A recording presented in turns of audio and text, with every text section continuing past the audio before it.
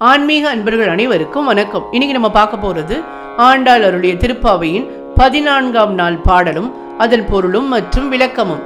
பாடல்.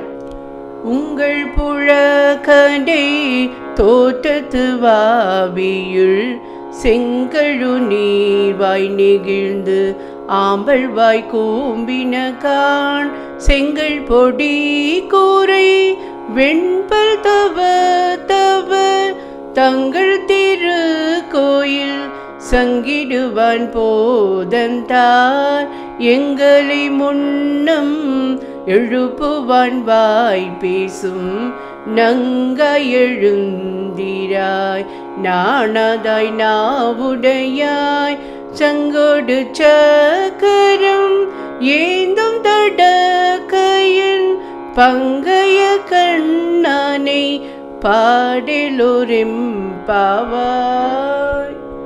இதன் பொருளாக ஆண்டாள் என்ன கூறுகிறாள்?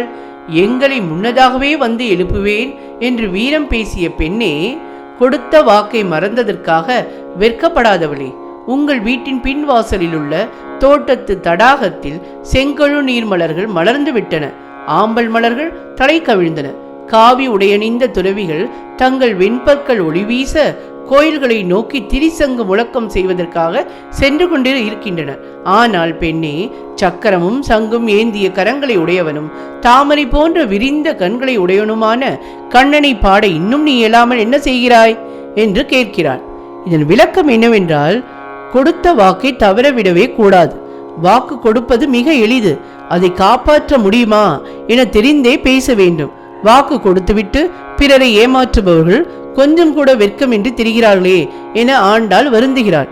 நமக்கு நாக்கு சரியானதை மட்டுமே பேச வேண்டும், சொன்னதை செய்ய வேண்டும் என்பதே இப்பாடல் உணர்த்தும் கருத்தாகும். நன்றி, வணக்கம்.